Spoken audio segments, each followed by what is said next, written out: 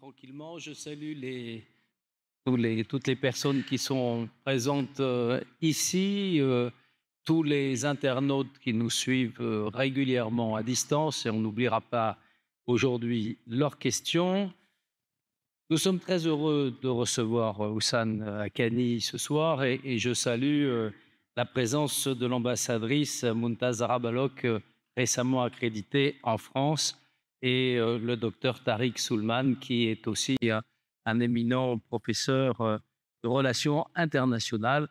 On est très heureux de l'intervention de Houssane Haqqani.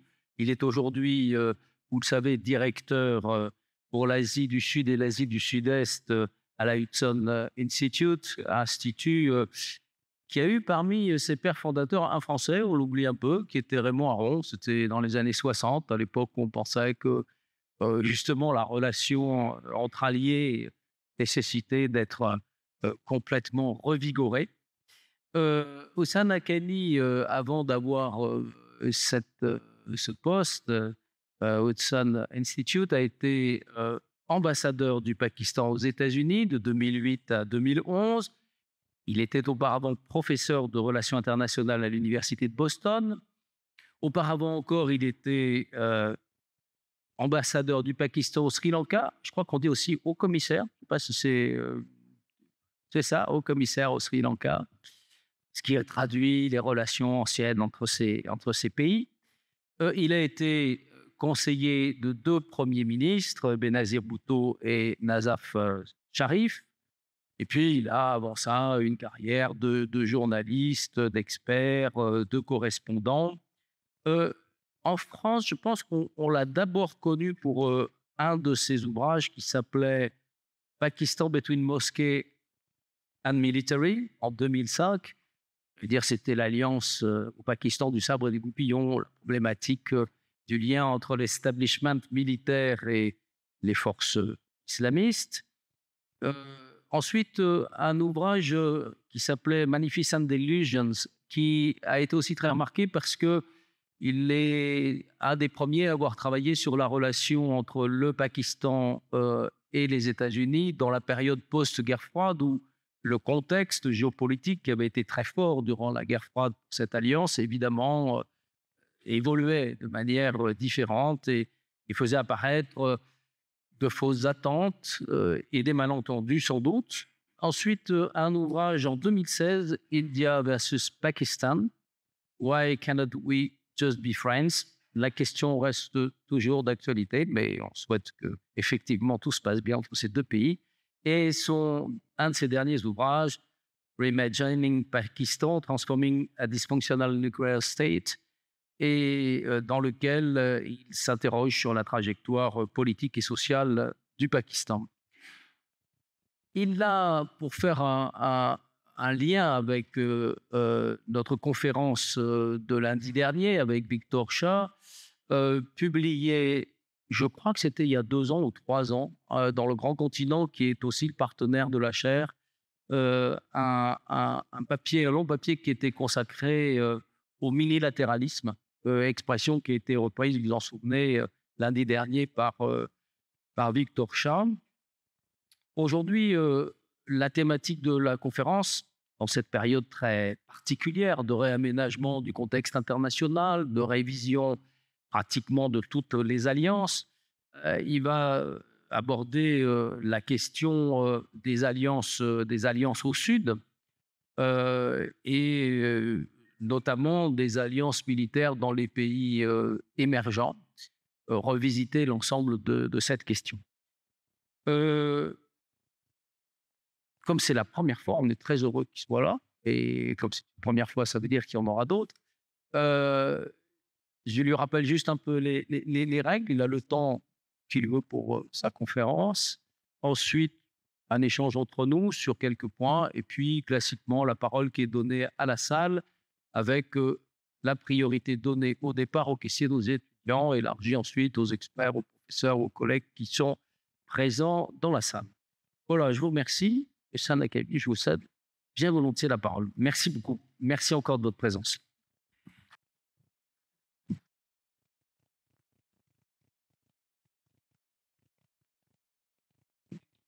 Merci beaucoup. C'est un honneur et un plaisir pour moi d'être ici aujourd'hui parmi vous tous. Et merci beaucoup pour cette aimable présentation. Le sujet que je vais essayer d'aborder aujourd'hui est éminemment complexe. Il n'y a pas de définition unique du Sud mondial, comme on l'appelle, le Sud global. Et chaque élément de ce Sud global est différent des autres. Et nous vivons à une époque dans le monde où les alliances militaires n'ont plus le même niveau d'engagement qu'elles ne l'avaient auparavant dans l'histoire. En février 1998, Madeleine Albright, qui était alors secrétaire d'État américaine, a défendu la diplomatie coercitive des États-Unis contre l'Irak concernant sa coopération limitée avec les inspecteurs des Nations Unies en matière d'armes de destruction massive dans une interview télévisée avec les mots suivants. Elle a dit: si nous devons utiliser la force, c'est parce que nous sommes l'Amérique.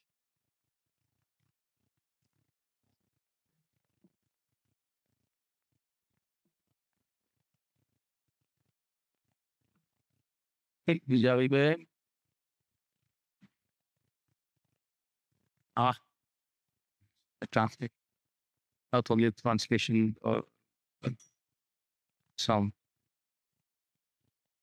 Ça va? Test, test. Test de traduction française. Ceci est un test. Test, test.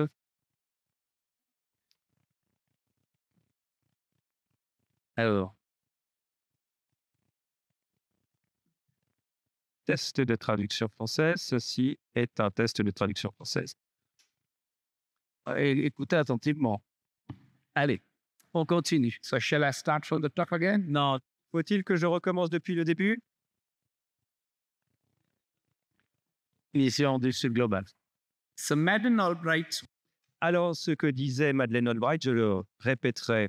Elle a dit: si nous devons utiliser la force, c'est parce que nous sommes l'Amérique. Nous sommes la nation indispensable. Nous sommes un grand pays de toute notre hauteur et nous voyons plus loin dans l'avenir que les autres pays et nous voyons le danger ici pour nous tous.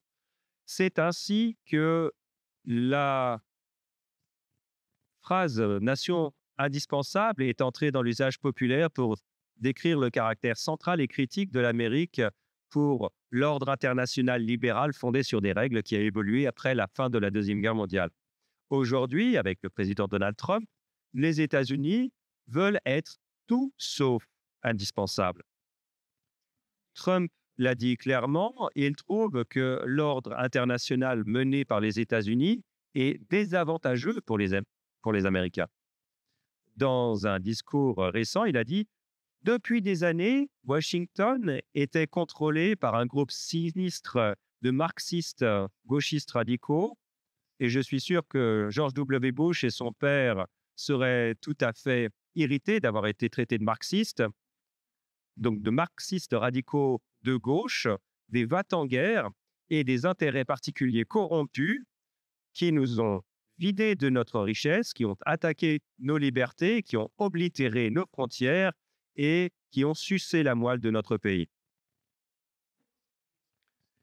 L'accent mis, selon Trump, dans la politique américaine ne sera plus d'assurer la paix mondiale et la sécurité, car, comme ça a été sans aucun doute le cas depuis 1945, mais plutôt d'enrichir l'Amérique, ou en tout cas une partie de l'Amérique. Le président Trump souhaite restreindre les importations et les immigrés, et il souhaite que les alliés payent pour leur propre défense. Cela a des répercussions sur les pays développés du Nord et les nations en développement du Sud de façon différente. Par exemple, l'Europe s'est tournée vers les États-Unis pour sa sécurité dans le contexte militaire. Les pays du Sud global ont cherché une sécurité économique et politique, ainsi que des matériels et une formation militaire. La fin du rôle de l'Amérique en tant que fournisseur de sécurité dans le monde a des ramifications significatives à la fois pour ses partenaires les plus riches et les plus pauvres. En 1945, les États-Unis et l'Union soviétique étaient ressortis comme les leaders des deux pôles dans un monde bipolaire. L'effondrement de l'Union soviétique en 1991 s'est traduit par un moment unipolaire. La notion de nation indispensable était un produit de cette unipolarité. Cela s'est traduit par des déploiements coûteux et à la productivité discutable de force de la part des États-Unis et par un désenchantement parmi une certaine partie de la nation américaine avec l'idée que de dépenses, avec l'idée simplement qu'il ne fallait pas dépenser les ressources américaines pour gérer l'ordre mondial. Alors que en tant que leader du mouvement américain des désenchantés du globalisme, le président Trump souhaite faire des accords avec des autocrates tels que le russe Vladimir Poutine ou le nord-coréen Kim Jong-un. Il souhaite mettre fin aux guerres, réduire les tensions dans les endroits à problème et permettre aux États-Unis de se concentrer sur leur propre prospérité. Le souhait de mettre fin aux guerres et de se concentrer sur la production de richesses n'est pas nouveau pour les Américains. Le président Woodrow Wilson, que Trump et ses adorateurs n'aiment pas beaucoup, a entraîné les États-Unis dans la Première Guerre mondiale avec la devise de la der des der. L'idée post-Deuxième Guerre mondiale d'une dominance idéologique contre le communisme et l'espoir d'après-guerre que le triomphe des marchés libres et de la démocratie pourrait marquer la fin de l'histoire étaient aussi des réflexions d'un concept semblable où tout serait pour le mieux dans le meilleur des mondes dans les affaires mondiales. Le président Trump, lui aussi, va se rendre compte que de dissoudre les coalitions et les institutions existantes pourrait ne pas nécessairement avoir le résultat qu'il souhaite. En retirant les États-Unis de l'arène, il pourrait se retrouver à accélérer l'émergence d'un monde multipolaire. Et partant, cela pourrait réduire significativement la puissance de l'Amérique. En tout état de cause, d'autres puissances majeures n'ont pas chômé pour créer leur propre structure indépendante des États-Unis. Nous avons vu l'émergence des BRICS+, de l'OPEP+, et de l'Organisation de coopération de Shanghai. D'un autre côté, la Chine, la Corée du Nord et l'Iran ont rejoint la Russie à différents niveaux pour perturber l'ordre mondial. Il est improbable que ces regroupements vont s'effondrer simplement parce que le président Trump souhaite qu'ils échouent. Le résultat plus probable est que la fin du rôle de l'Amérique en tant que nation indispensable et la renaissance d'une ère d'alliance militaire régionale avec différents niveaux de méfiance entre nations, de méfiance vis-à-vis de Donald Trump et des États-Unis, avec Trump comme président étant la couche d'alliance la plus élevée. Où les nations du Sud mondial pourraient-elles s'insérer dans ce nouveau tableau? Eh bien, pour le monde industrialisé tel que l'Europe, l'idée est d'augmenter les dépenses de défense et de persuader les jeunes de servir dans l'armée. Mais pour les pays du Sud qui manquent déjà de ressources, il va falloir diversifier les alliances militaires pour assurer un approvisionnement fiable en matériel ainsi que des possibilités de formation et d'éducation militaire. L'universitaire américain Joseph Nye a défendu l'idée qu'il y avait trop de conflits entre les États du Sud global pour que ces pays parlent d'une seule voix. La coopération militaire est encore plus difficile. Le problème n'est pas simplement l'absence de puissance de feu.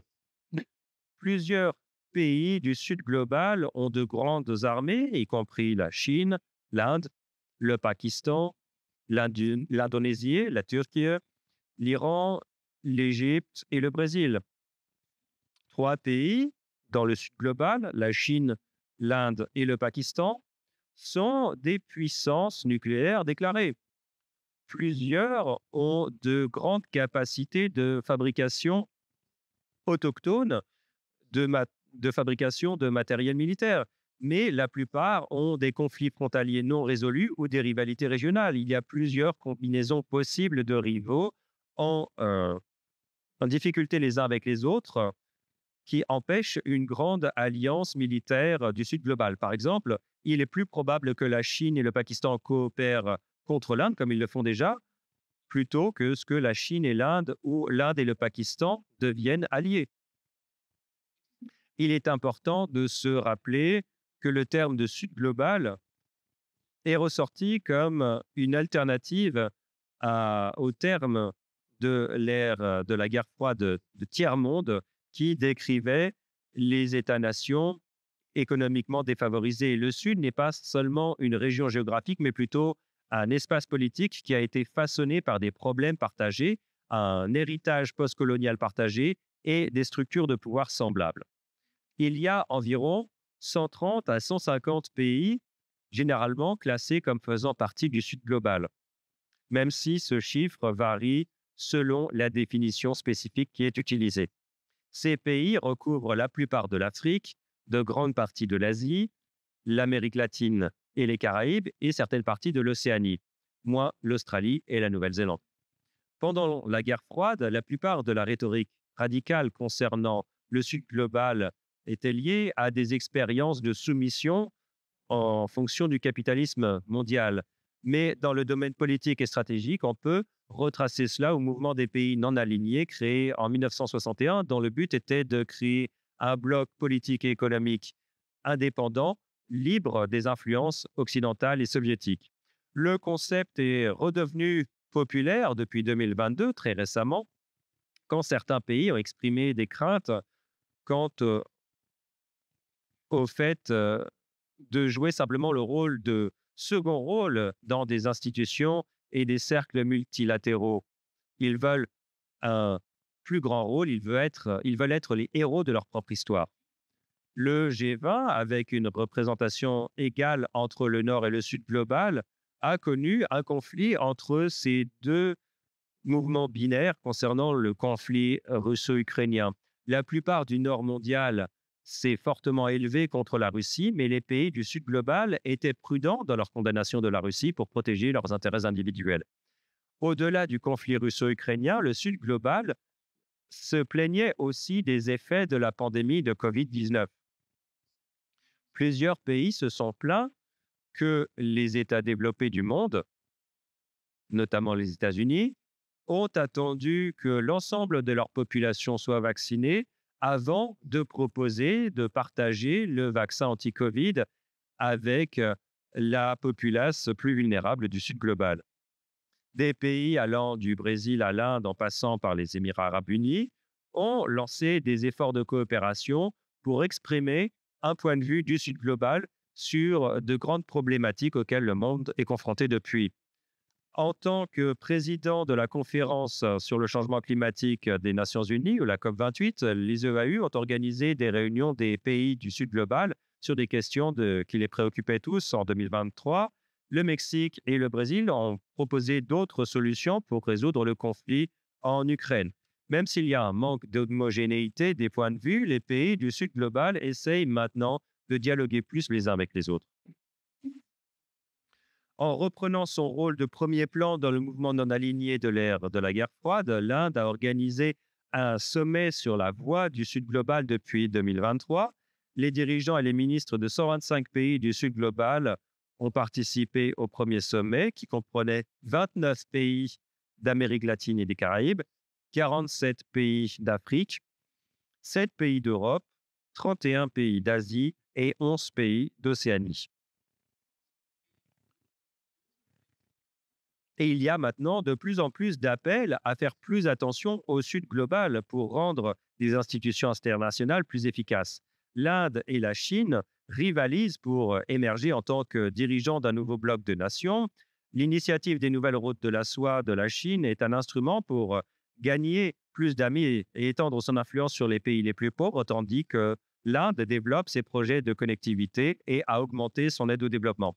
Certains ont même suggéré qu'un pays sympathique, compatissant du Nord mondial, ce qui pourrait vous intéresser, qu'un pays ouvert du Nord mondial tel que la France pourrait aussi être un grand acteur pour mener le Sud global.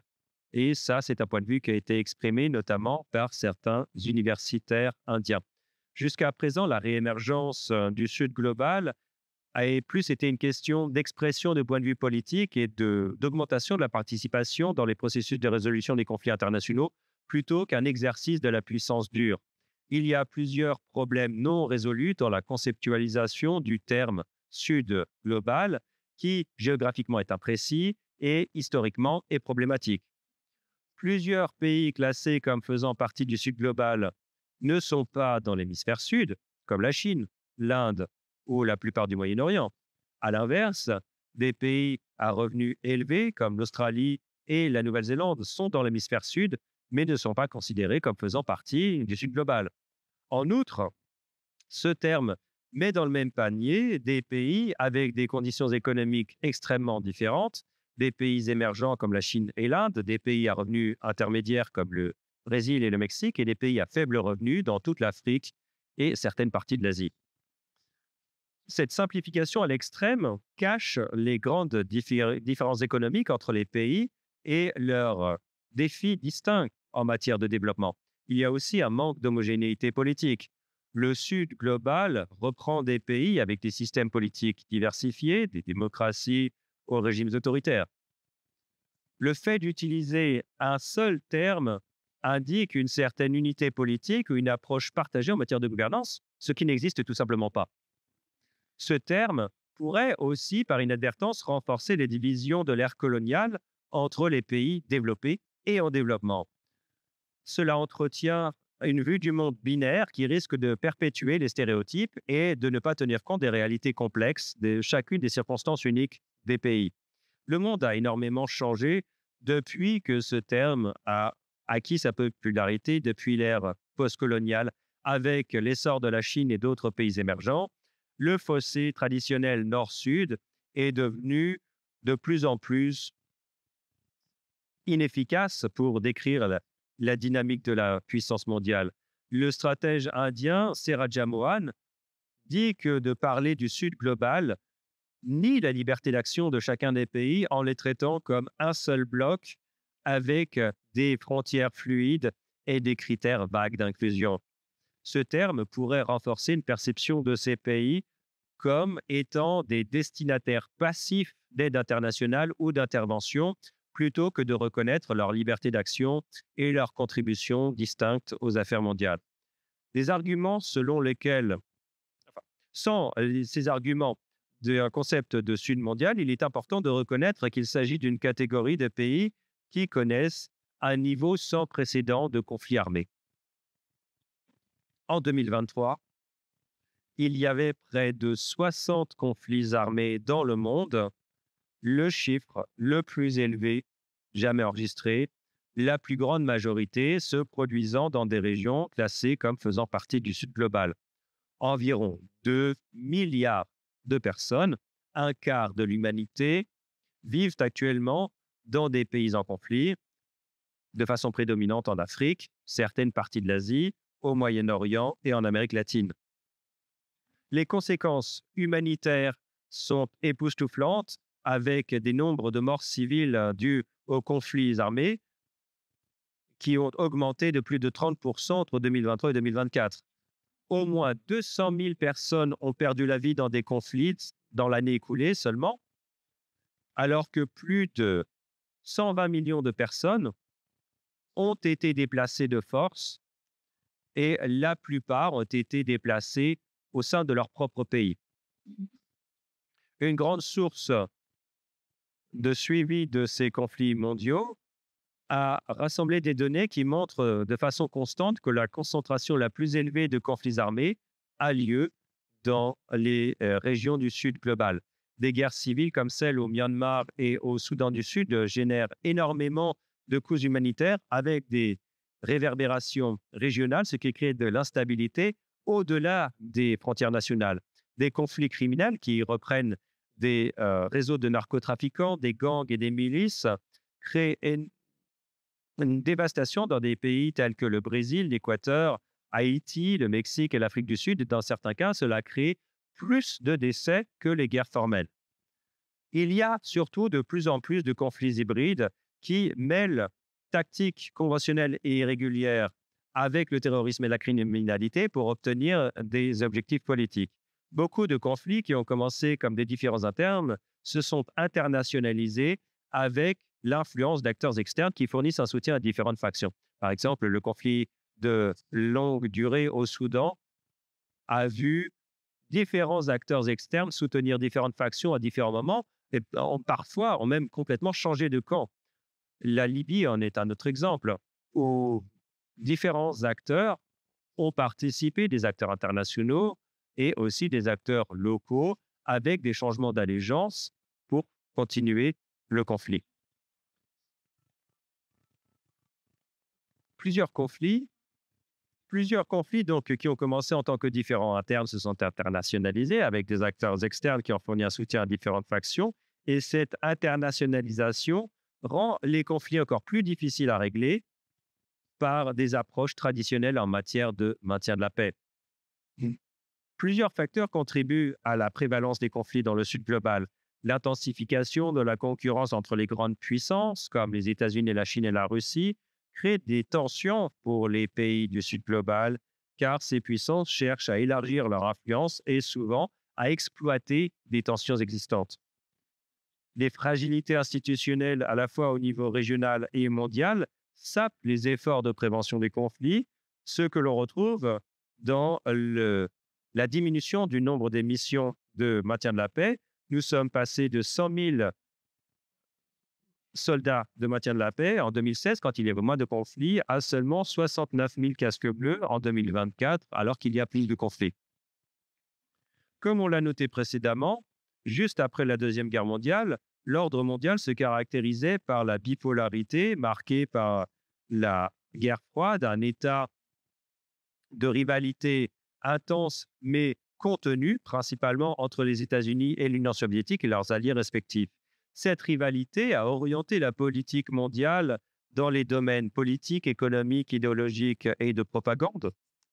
Même si la confrontation militaire directe a été principalement évitée, les tensions se sont manifestées assez vivement grâce à des conflits par répercussion, une concurrence diplomatique, des confrontations idéologiques dans le monde entier. Le Sud global est devenu un grand champ de bataille alors que les nouvelles nations indépendantes se retrouvaient à devoir trouver leur chemin dans cet environnement polarisé et cela devenait des zones de conflits indirects, d'influence stratégique et de tensions en concurrence entre ces superpuissances. Les États-Unis ont de plus en plus mené des opérations secrètes pendant la guerre froide pour sécuriser ce qui était vu comme des intérêts économiques et géopolitiques américains. En Amérique latine, le but était principalement d'empêcher les gouvernements socialistes ou communistes de nationaliser les terres et les ressources contrôlées par les entreprises américaines.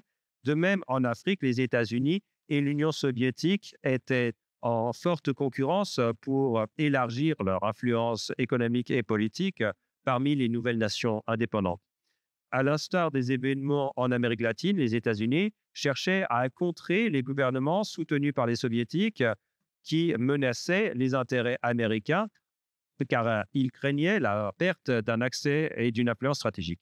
Les deux superpuissances ont cherché à dominer ces États récemment décolonisés en intensifiant les tensions et en compliquant les efforts de ces nations pour préserver leur souveraineté et leur autonomie. Avec l'émergence de nouvelles nations, après l'impérialisme européen, ces pays devaient se mettre soit du côté des Américains, soit des Soviétiques quand ils avaient besoin d'aide.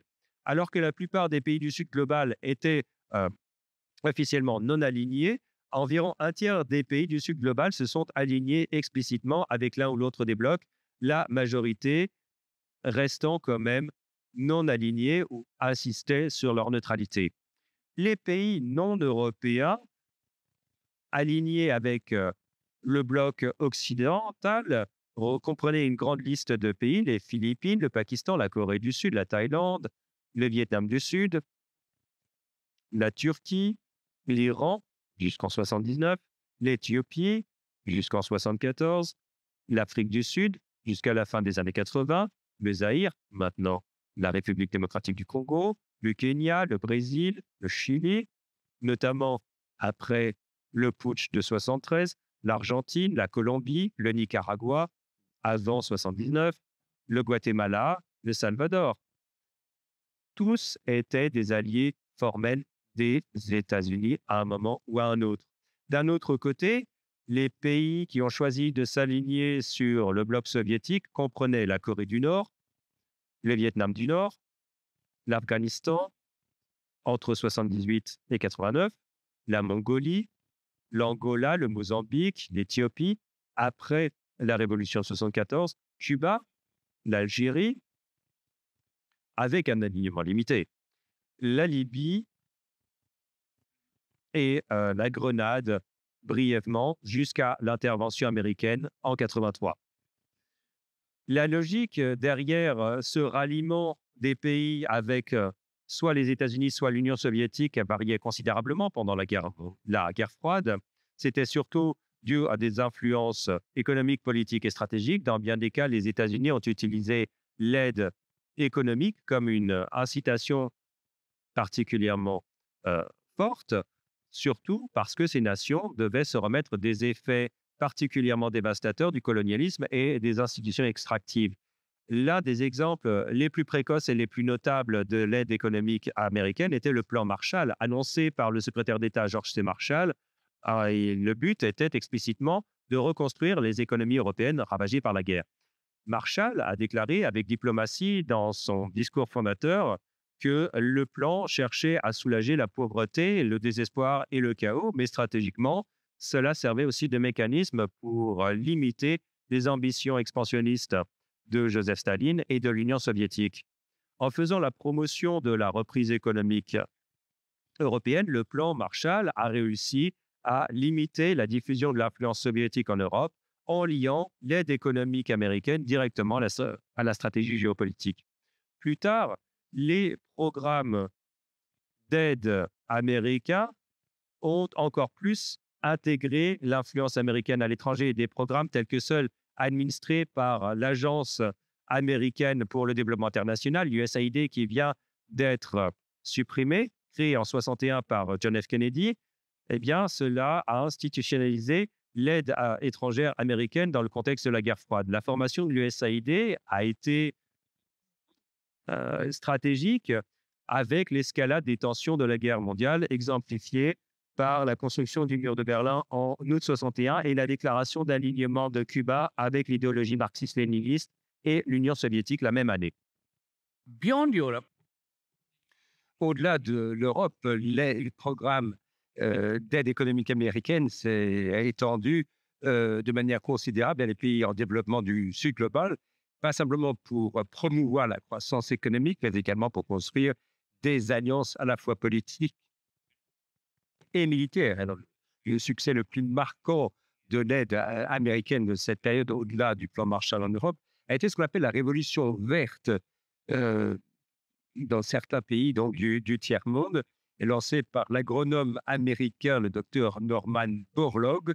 Cette révolution verte faisait intervenir le développement, la distribution de variétés de cultures à fort rendement et résistantes aux phytopathologies, ce qui a amélioré la productivité agricole de certains pays tels que l'Inde, le Pakistan, les Philippines, le Mexique et l'Indonésie. Mais derrière cela, il y avait une aide stratégique. On veillait à ce que ces pays qui recevaient cette aide et décidaient d'être les alliés militaires des États-Unis le restaient. Et ceux qui avaient décidé d'être non-alliés se retrouvaient, enfin, finalement, étaient entraînés dans cette alliance, en tout cas en tant que partenaire. Par contre, l'Union soviétique avait sa propre forme d'aide économique qui visait à renforcer les alliances idéologiques et à renforcer également sa position à l'échelle mondiale. Les projets soviétiques tels que la construction du célèbre barrage d'Aswan en Égypte a symbolisé la solidarité communiste et le progrès technologique. Et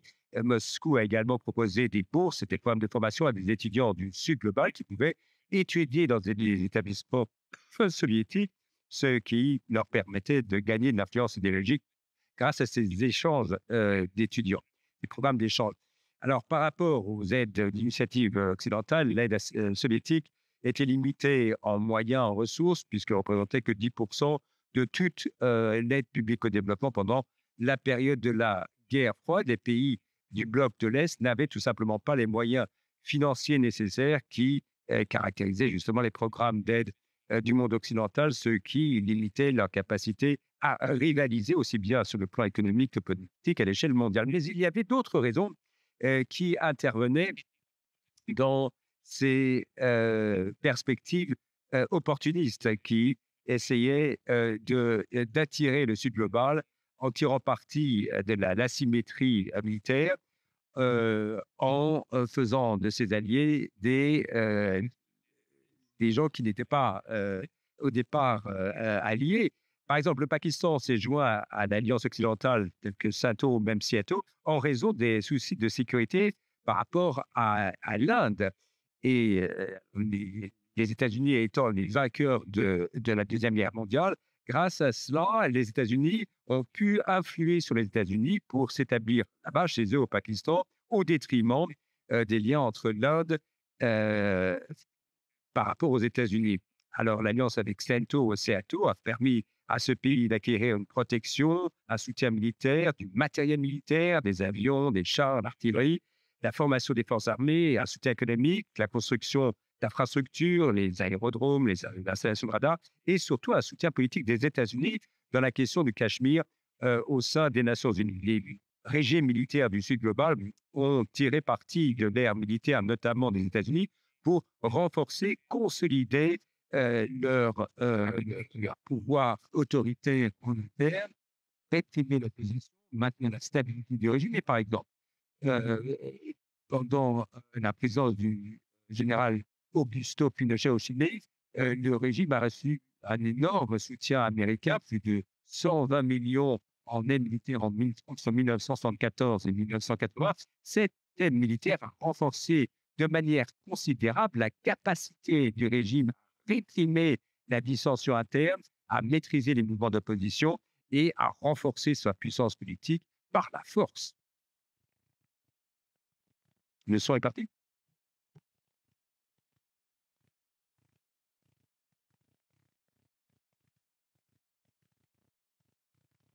Ya. Ça y est, c'est reparti.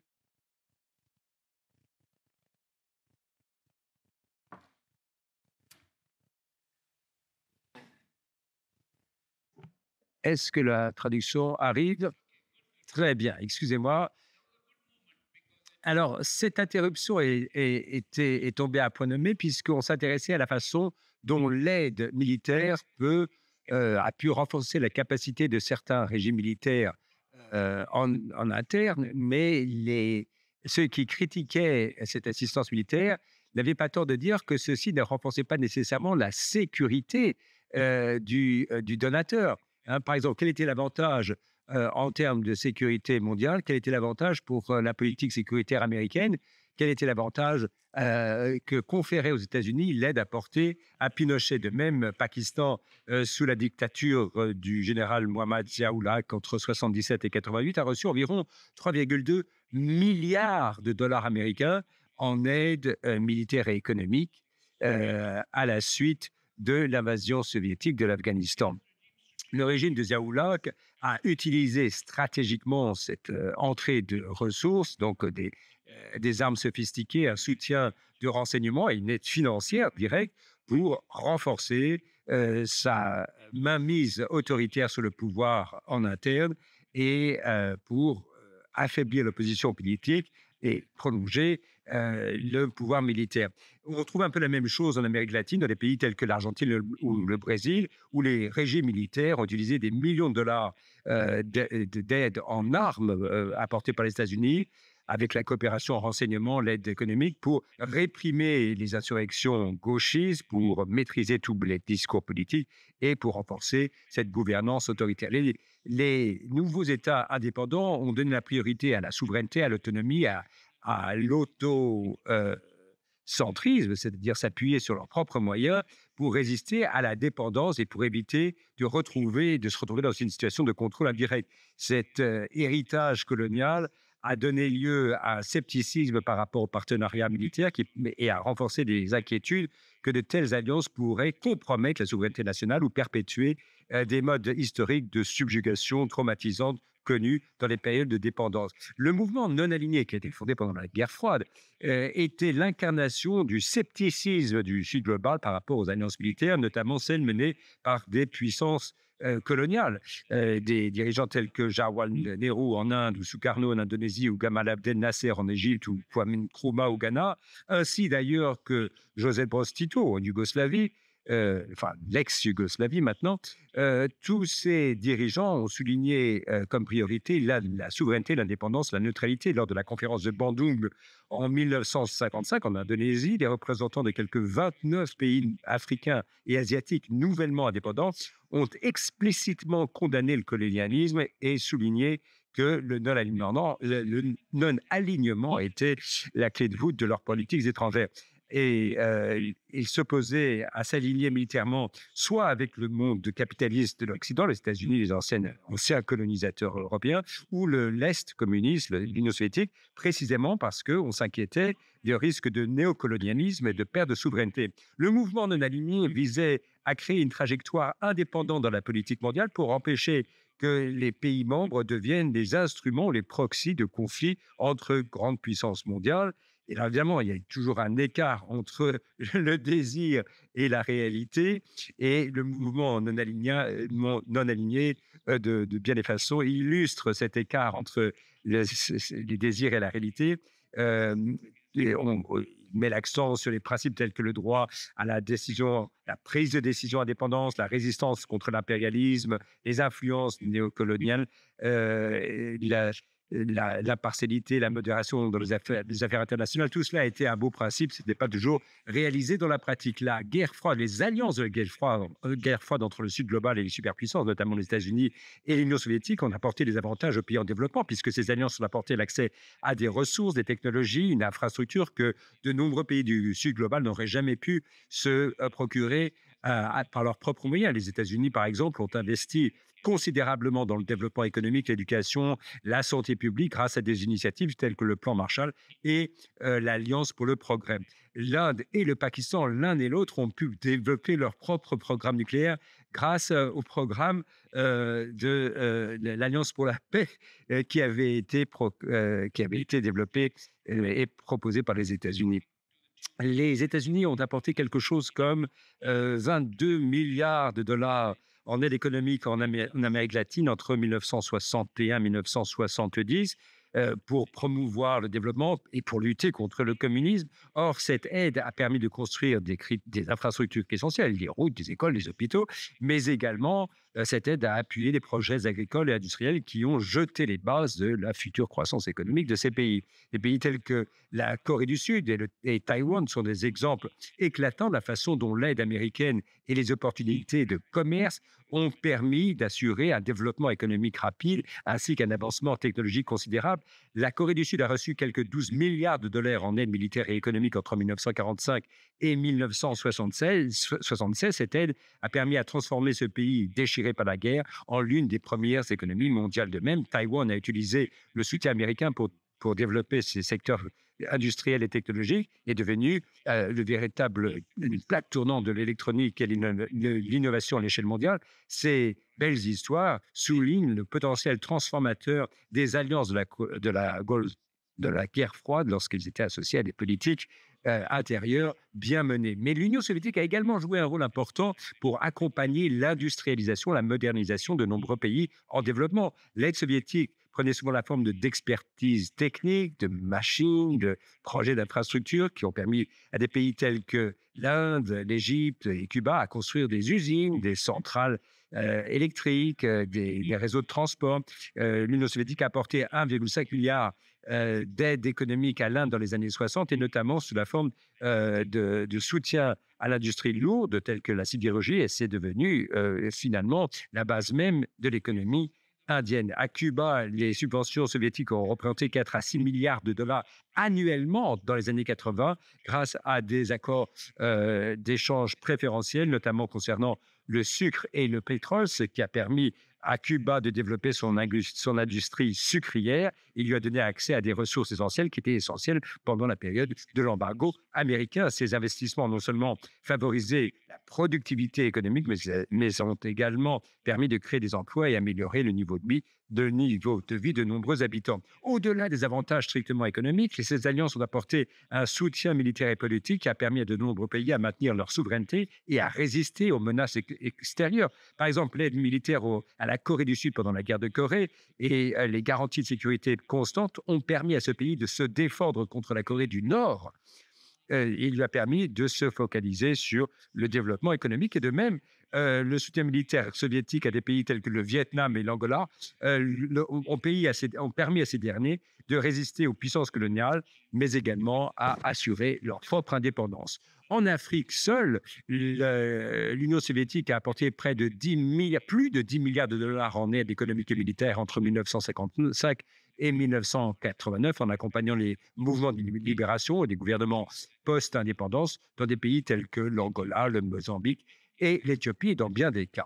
Ce soutien a été essentiel pour aider ces pays à affirmer, asseoir leur autorité et à construire des gouvernements stables. Alors, il y a davantage de données sur la façon dont cette aide militaire ainsi que l'aide économique allaient de pair et ont eu des effets différents selon la façon dont le bénéficiaire de cette aide se comportait et en interne et les genres de politique que ces pays ont mené. Mais ce qui est l'un des inconvénients les plus significatifs de ces alliances militaires pendant dans la guerre froide était cette situation de dépendance. De nombreux pays du Sud global dépendaient de l'aide militaire et économique de ces superpuissances pour se maintenir en place. Il y avait un autre inconvénient considérable qui était le prolongement, la prolongation de ces conflits dans le Sud global.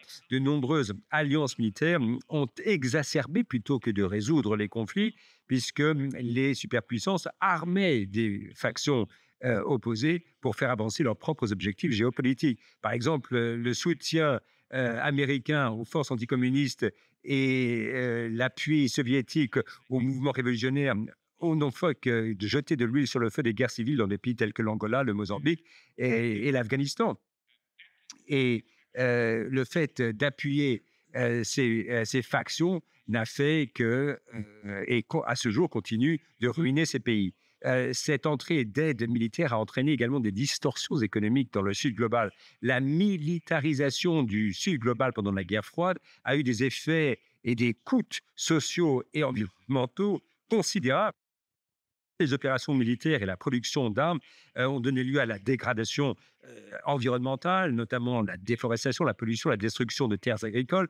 Et de plus, la présence de troupes étrangères et de bases militaires a pu, dans certains cas, perturber les communautés et les cultures locales. Par exemple, la présence américaine dans les Philippines et au Vietnam a donné lieu à des tensions sociales avec les populations locales et les activités militaires soviétiques en Afrique ont souvent entraîné le déplacement des communautés et là encore perturbé des modes traditionnels de vie. Enfin, la négligence des besoins locaux était une question récurrente dans les alliances militaires de la guerre froide. Bien souvent, on visait des objectifs stratégiques plutôt que de suivre les priorités de développement de ces pays bénéficiaires. Par exemple, l'aide soviétique à Cuba s'est intéressée uniquement à la production de sucre et au soutien militaire tout en négligeant les autres secteurs de l'économie. De même, l'aide américaine au Vietnam Sud prioriser les objectifs unitaires par rapport au développement économique et social, et ceci n'a que contribué à l'instabilité du pays et à terme à l'échec des objectifs américains. L'accent mis par ces superpuissances sur leurs propres intérêts a fait que les besoins du Sud global n'étaient jamais pris en compte et cela n'a fait que perpétuer la pauvreté et l'inégalité. Cette expérience de la guerre froide avec les alliances a fait de ces pays du Sud global des véritables sceptiques par rapport aux alliances militaires. Les États-Unis, qui étaient les ambassadeurs de traités qui les considéraient comme des instruments de leurs alliances, par rapport, maintenant que les États-Unis se retirent de ces engagements mondiaux avec Trump, on peut s'interroger et on peut comprendre que le Sud global se méfie de ces alliances. Comme le disait Nehru, le Premier ministre indien, il estimait que les alliances militaires étaient inégales et les petits pays étaient obligés de subordonner les intérêts à ceux des pays puissants. Il préconisait plutôt un ordre mondial basé sur le parallélisme et le latéralisme, en mettant l'accent sur l'égalité et le respect mutuel dans les relations internationales. Le parallélisme, tel que le voyait donc Nehru, nécessite que les problèmes analogues doivent être traités avec des normes analogues et des approches analogues, indépendamment de la taille ou de la puissance des pays concernés. Le latéralisme, quant à lui, soulignait les équivalences morales nécessaires pour arriver à des accords équitables, en suspendant symboliquement les asymétries de pouvoir entre les pays pour arriver à des négociations équitables. Et c'était ces principes qui étaient au cœur de la conférence de Bandung de 1955, qui a donné lieu donc à la création du mouvement non aligné. Le concept idéaliste de Nehru reste vivant, mais évidemment, la réalité de la politique du pouvoir continue à souligner le besoin d'alliances militaires. La plupart des nations postcoloniales ont marqué une préférence pour les groupements économiques qui s'alignent davantage sur leurs objectifs, leurs aspirations de développement dans un monde multipolaire, plutôt que sur des objectifs militaires. Les organisations telles que le BRICS, l'Union africaine, l'ASEAN, l'Association des nations d'Asie du Sud-Est, l'Organisation des pays exportateurs de pétrole et la communauté des États d'Amérique latine et des Caraïbes reflètent cette tendance. Ces groupements soulignent la coopération économique, les échanges, l'investissement, et ce qui propose une solution autre que les cadres strictement militaires des alliances traditionnelles. Tout récemment, ils sont évolués vers le minilatéralisme, qui est une coalition de petites coalitions de pays qui se focalisent sur un ou deux objectifs spécifiques. Dans l'état actuel des choses, puisque, comme je l'ai dit, les États-Unis ont tendance à se retirer du monde, les pays redéfinissent les principes d'engagement avec d'autres nations. Les réactions des pays par rapport au conflit sont différentes. Il n'y a pas de position unique qui se dégage dans le Sud global. Ces réactions variées se retrouvent dans les engagements du Sud global par rapport à la guerre en Ukraine. Lors de l'Assemblée générale des Nations unies, de nombreux pays du Sud global ont appuyé une résolution adoptée le 12 octobre 2022 qui condamnait la tentative d'annexion de l'Ukraine par la Russie, mais un grand nombre de pays se sont abstenus. Par contre, l'Union africaine a appelé à un cessez-le-feu immédiat, couplé à des négociations visant à arriver à une paix durable. Évidemment, cette résolution n'a eu aucun effet. Pour autant, les États-Unis sont moins disposés à proposer une assistance, des concessions en échange d'un soutien militaire. Et de ce fait, il y aura une tendance accrue des pays du Sud global à prendre une position neutre ou non alignée et en tout cas ne pas revenir à ces alliances. Surtout dans les situations de conflit qui ne concernent pas de telles alliances. On pourrait voir des partenariats opportunistes entre les pays du Sud global et les pays en développement. Le vide créé par l'absence d'aide militaire et économique américaine vers de nombreux pays ce vide pourrait être comblé par la Chine ou l'Europe. Il est peu probable que nous verrons une fin aux guerres et il est peu probable que la période de prospérité pour les Américains aux dépens du reste du monde tel que l'imagine le président Trump, il est peu probable qu'une telle vision se concrétise, mais il y aura des convulsions importantes dans le Sud global, dans le monde à venir, avec peu d'atténuation venant d'une main puissante, d'une superpuissance apaisante. Nous verrons toujours ces conflits éternels et on se rappelle le proverbe chinois « Un chien en paix vaut mieux qu'un homme dans la tourmente ». Les êtres humains doivent se méfier du chaos, de la tourmente qui arrive. Je vous remercie.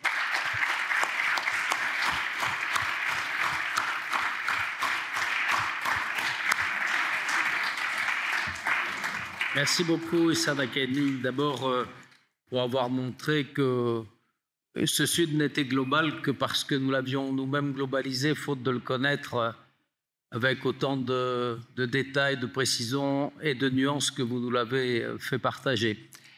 Effectivement, c'était une autre façon de dire un peu tout le reste. Après avoir évoqué le tiers-monde, le non-alignement, le Sud global, c'était tout le reste. Mais en tout cas pour les Occidentaux, et notamment à l'occasion de la guerre d'Ukraine, c'est devenu finalement une catégorie à part. Il y avait l'Occident collectif. On va s'interroger pour savoir ce que signifiait l'Occident collectif. Enfin, c'était une catégorie qui était créée. Il y avait un axe de confrontation. Moscou, Pékin, Téhéran, Pyongyang. Et puis, il y avait le Sud global qui finalement refusait de prendre parti dans ce conflit en considérant que c'était une fois de plus une guerre au nord, une fois de plus une guerre sur le vieux continent et surtout qu'il ne fallait pas se laisser entraîner dans cette question. Alors, d'une certaine manière, c'est en creux que la notion de Sud global avait retrouvé une certaine actualité par ce refus de se positionner dans un camp ou dans un autre. Aujourd'hui, ce serait peut-être ma première question, premier élément d'échange. Aucune de ces catégories n'existe, en tout cas sous le regard de Trump. Il n'y a plus d'Occident collectif. Il y a certes un axe d'adversité qui demeure, mais il semble vouloir croire qu'il pourrait le perturber, le modifier. Et d'une certaine manière, le Sud global n'est pas différemment traité que les alliés du Sud global ne sont pas différemment traités que tous les autres alliés. Donc ça, c'est ma première question. Est-ce qu'on n'assiste pas de toutes les façons à une révision absolument globale de toutes ces catégories qui avaient été reformulées dans la période post-guerre froide, mais parce qu'aussi, elles étaient une façon de contenir une nouvelle étape du multilatéralisme. Mais ce qui est en miettes aujourd'hui, c'est le multilatéralisme. Donc on cherchait, comme dans une assemblée des camps qui est ici, qui est là, mais dès lors qu'il n'y a plus de multilatéralisme, il n'y a presque plus personne, il n'y a presque plus de camps. Alors ça serait ma première question. La deuxième, elle serait, c'était un peu là aussi quelque chose qu'on retenait de votre intervention, c'est que après les clivages qui étaient apparus pendant la guerre froide, la dissolution de ces clivages dans la période post-guerre froide, mais qui avait laissé quand même ici et là des conflits non réglés, qui recréaient des systèmes d'alliance. Est-ce que dans la logique qui apparaît aujourd'hui des sphères d'influence, est-ce que les États-Unis ne sont pas en train d'inventer quelque chose qui fonctionnera peut-être pour beaucoup de monde, mais pas pour eux? Parce qu'ils sont une puissance maritime, ils sont forcément une puissance de projection, donc leur influence, elle est lointaine. L'influence de la Russie sur la Géorgie, sur la Biélorussie, sur la Moldavie demain, elle est évidente. L'influence de la Chine en mer de Chine, elle est aussi évidente. Ou face à l'Inde, où elle est évidente. Et donc, est-ce que cette deuxième question, est-ce que cette vision de l'influence, qui habille pour la plupart, pour les autres grands pays que j'ai évoqués, souvent des aires de coercition, des aires de rapport de force très d'hégémonie, là, pour les États-Unis, ne signifie rien. Et d'une certaine manière, si l'ère d'influence, c'est imaginer un seul instant que le Canada va intégrer les États-Unis ou que le Groenland va intégrer les États-Unis, c'est d'ores et déjà une espérance qui est à terre. Et les États-Unis se sont privés de tout le reste, c'est-à-dire des capacités d'influence au lointain par leur aide militaire, par leur aide économique, par leur aide au développement, par leur cinéma, par la projection de leurs valeurs. Ça, c'est la deuxième question autour des aires d'influence. Et la troisième, c'est est-ce qu'il n'y a pas le risque, dans cette politique nouvelle américaine, de voir apparaître des hégémonies régionales très problématiques au regard de la relance des conflits? Alors, je ne parle même pas du trio infernal Israël, Iran, Arabie Saoudite, mais on pourrait les multiplier et se dire que, et ça c'était un des points, à mon avis, très pertinent, parce que c'est vrai que nous, on est polarisés par le conflit en Ukraine. Là aussi, il y a des centaines de milliers de morts, des deux côtés d'ailleurs. Mais la plupart des morts, vous l'avez bien souligné, la plupart des populations qui subissent la guerre, eh ben, c'est justement dans ce sud global. Et donc, est-ce qu'il n'y a pas un risque de recrudescence de ces conflits autour de ces logiques ou de ces reconnaissances de puissance hégémonique régionale? All very good questions. Voilà d'excellentes questions. Pas dire autrement.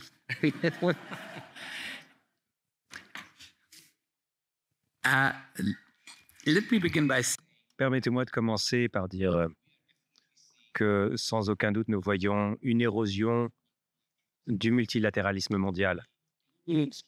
Les institutions mondiales qui ont émergé immédiatement après la Deuxième Guerre mondiale, dans une grande mesure,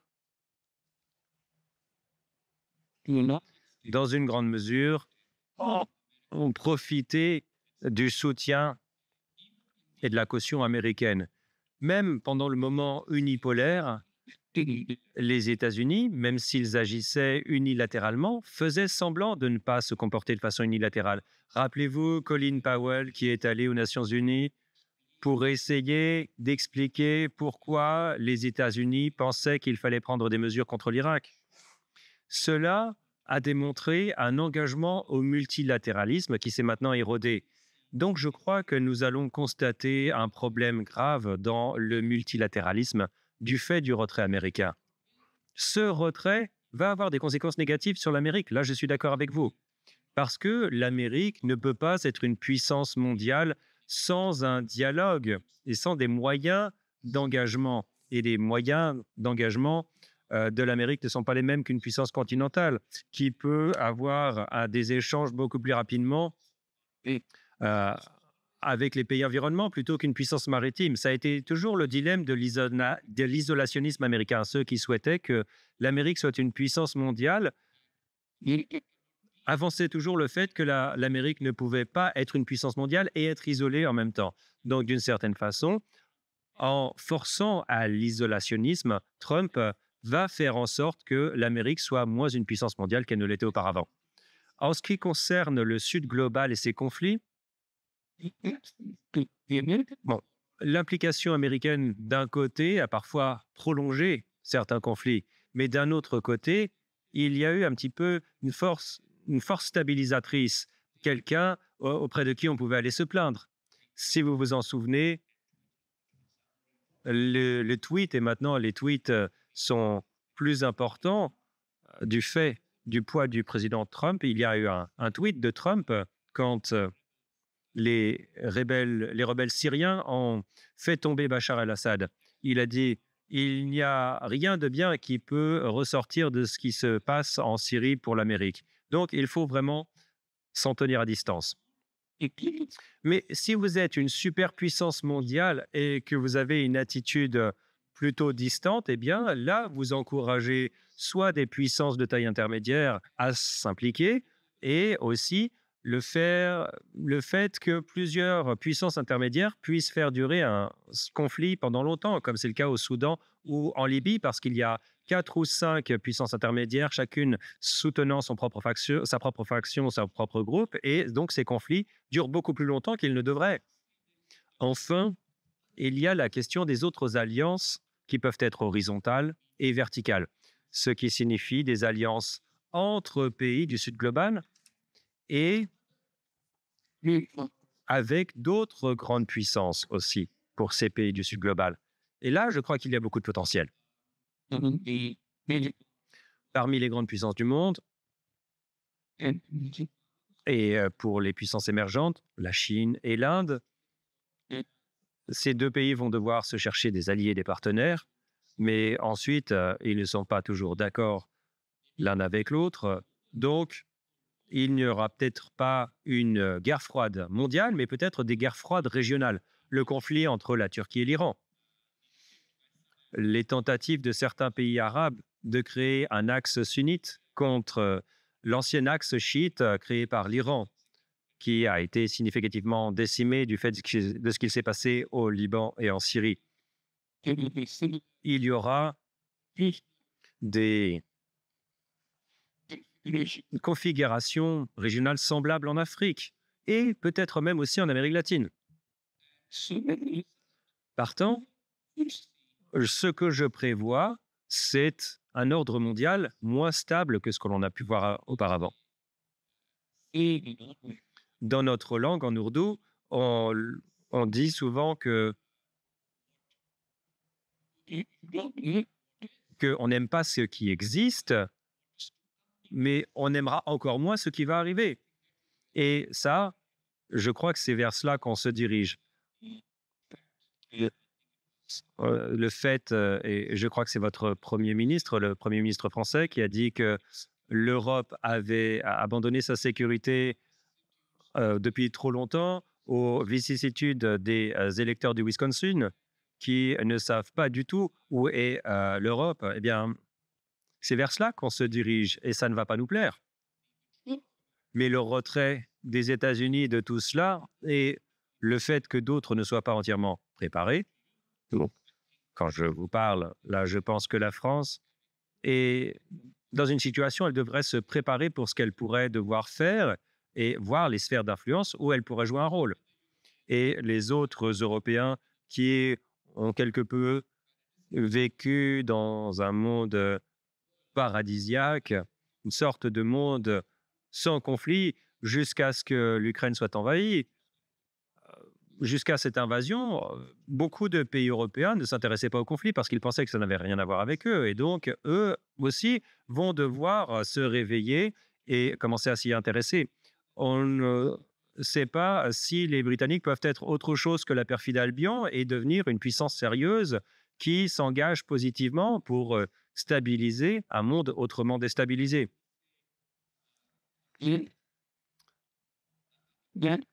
Sinon, c'est une page vierge sur laquelle il faut encore écrire l'histoire, plutôt que quelque chose qui a déjà été écrit et qu'il nous faut contrer.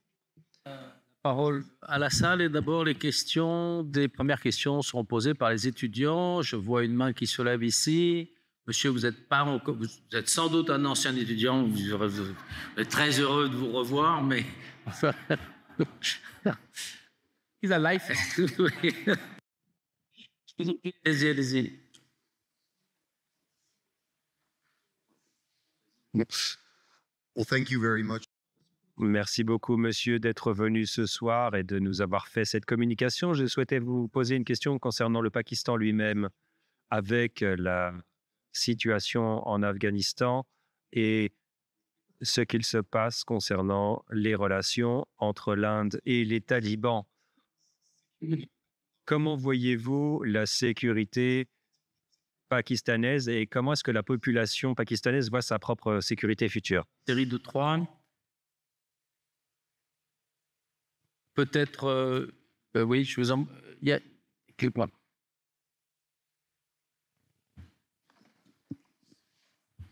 Et ensuite, il y a une troisième question ici après.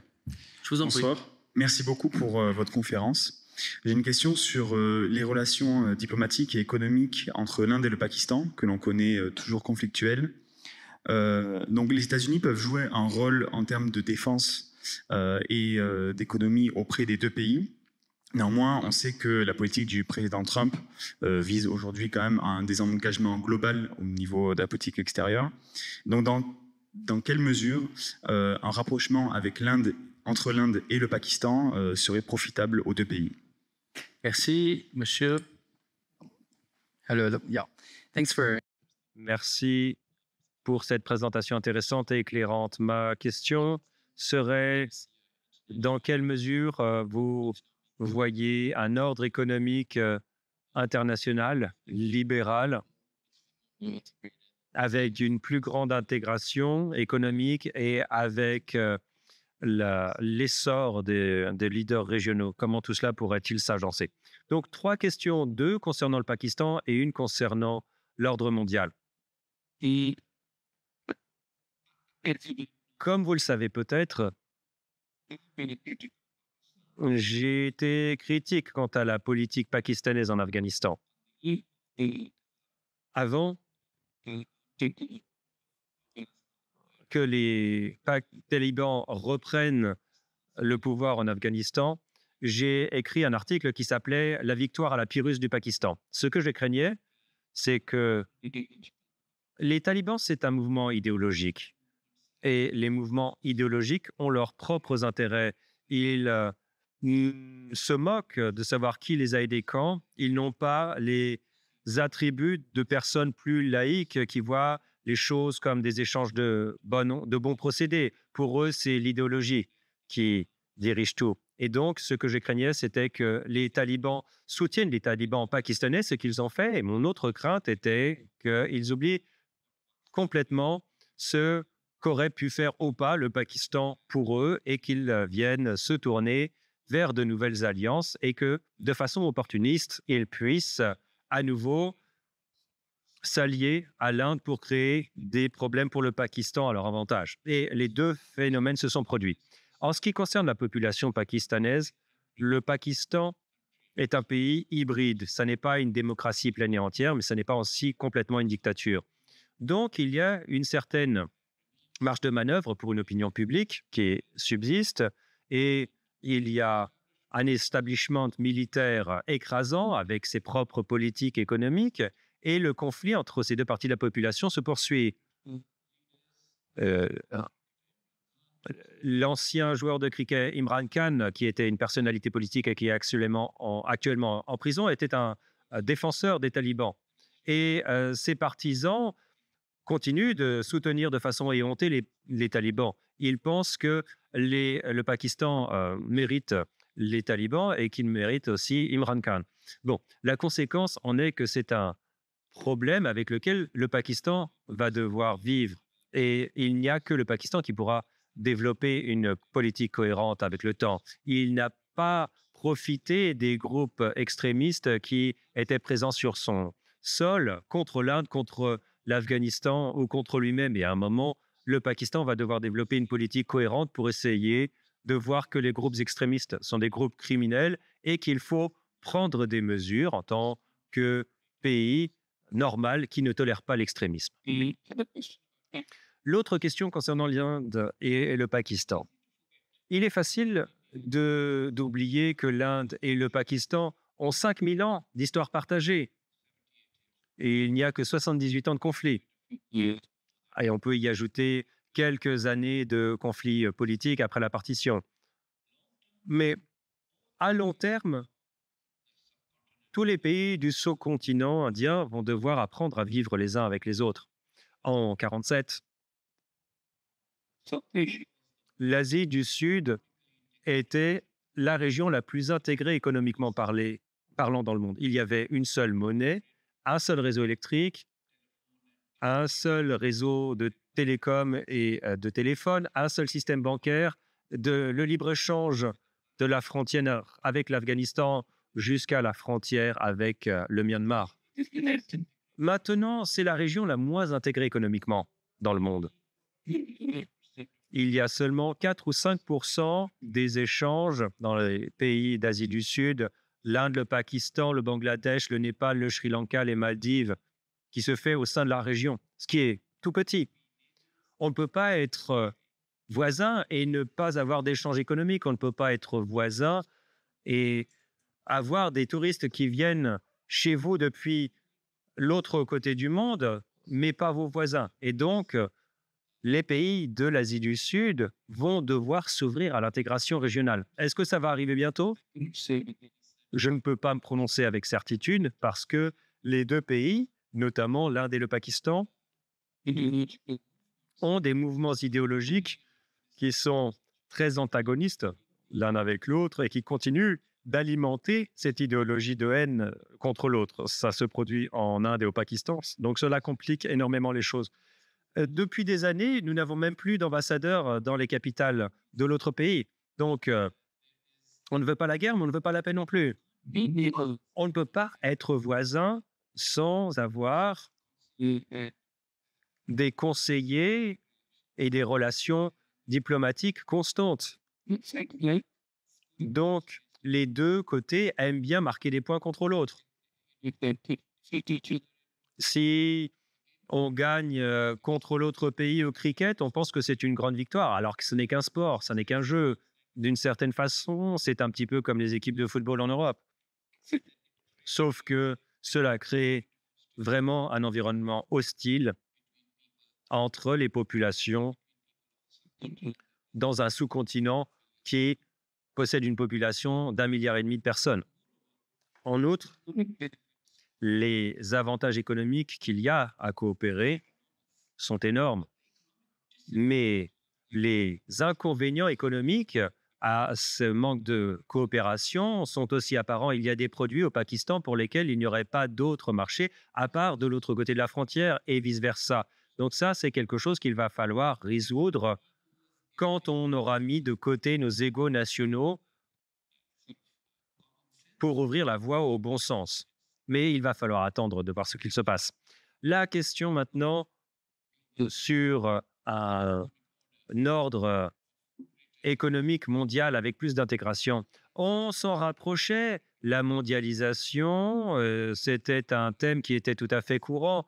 Le New York Times et Thomas Friedman a écrit un livre qui s'appelait « Le monde est plat ». Pas la Terre est plate, mais le monde est plat.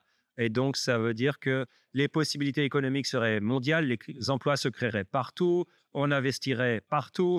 Mais en fait, on a vu que tout cela est tombé en panne parce que Trump a dit que quand il y a la mondialisation, certains vont mieux s'en sortir que d'autres. Et donc, ce que l'on a maintenant, c'est une réaffirmation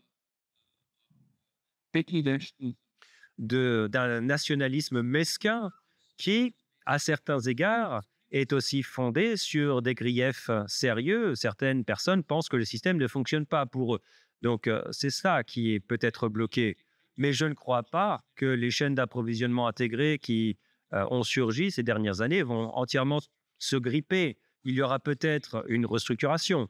Il est intéressant de voir que le président américain préféré de Trump, c'est William McKinley, qui était président jusqu'en 1898 ou 99. Et c'est sous McKinley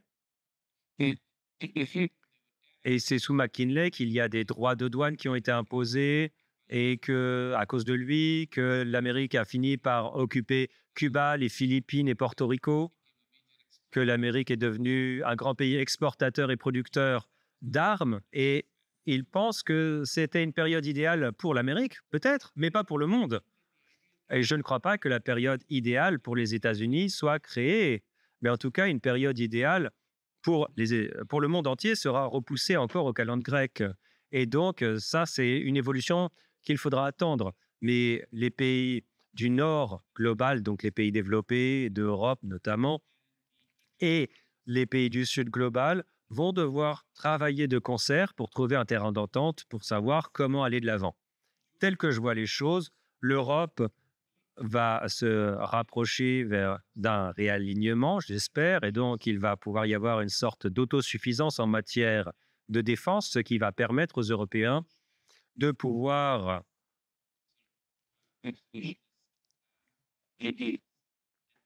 repousser un petit peu ces idées isolationnistes américaines. Et puis, le Sud global va aussi se retrouver avec des regroupements qui vont commencer à avoir des échanges avec les Européens dans un intérêt réciproque. Et ça, ce sera le début d'un nouvel ordre économique mondial qui sera mutuellement avantageux. 3 questions, monsieur. Ensuite, je ne vous oublie pas. Alors, allez-y, je vous en prie, vous avez le micro. Dans la nouvelle configuration, un retour de la prolifération nucléaire avec des pays au seuil nucléaire, notamment l'Iran. Monsieur. Alors oui, je pose ma question. Rassurez-vous, Monsieur Gauthier, ça sera seulement une question pour Monsieur l'ambassadeur aujourd'hui. Il n'y aura rien d'autre. Alors, en fait, je trouve très intéressant, merci déjà pour votre prestation, monsieur. J'ai trouvé très intéressant d'entendre un peu une voix qui vient du Sud. Ça nous change un peu et ça nous permet d'avoir quelque chose d'un peu plus critique par rapport à notre vision qui est forcément un petit peu occidentalo-centrée, comme on dit. Vous avez parlé de nucléaire et vous avez parlé des relations Pakistan-Inde. Ces 2 États sont dotés de l'arme nucléaire, ce qui est très étonnant, on va dire. Je n'en dis pas plus. Et vous avez une relation conflictuelle entre les 2 pays, dont vous avez parlé aussi. J'aimerais bien comprendre dans le sujet qui nous occupe, c'est-à-dire l'avenir des alliances militaires, donc là, pour le Sud, le rôle de ces armes nucléaires du Pakistan et de l'Inde, et à savoir qu'actuellement, on parle, enfin, il y a une motion qui a été votée au Parlement français, plutôt par la gauche, sur le TIAN, le traité d'interdiction des armes nucléaires. Et quelles peuvent être les relations de deux pays comme ça, bon, avec la Chine, qui est dans le coin, de possession d'armes nucléaires, et quelle peut être la relation entre vous qui en êtes dotés et tous les pays signataires du TIAN, d'ailleurs, très souvent, qui, eux, n'en ont pas. Est-ce que ça a un impact sur vos relations géostratégiques, on va dire? Merci beaucoup. C'est vrai que la question nucléaire, elle est en ce moment beaucoup revisitée en France à cause de la crainte du retrait du parapluie nucléaire sur l'Europe, des discussions qui ont eu lieu sur les possibilités d'extension de la protection nucléaire française et britannique au reste de l'Europe. Mais ça vient en résonance d'un débat plus général sur la dissuasion nucléaire dans le monde, les risques de relance ou non de la prolifération, et évidemment en Asie, qui reste dans la zone la plus nucléarisée au monde.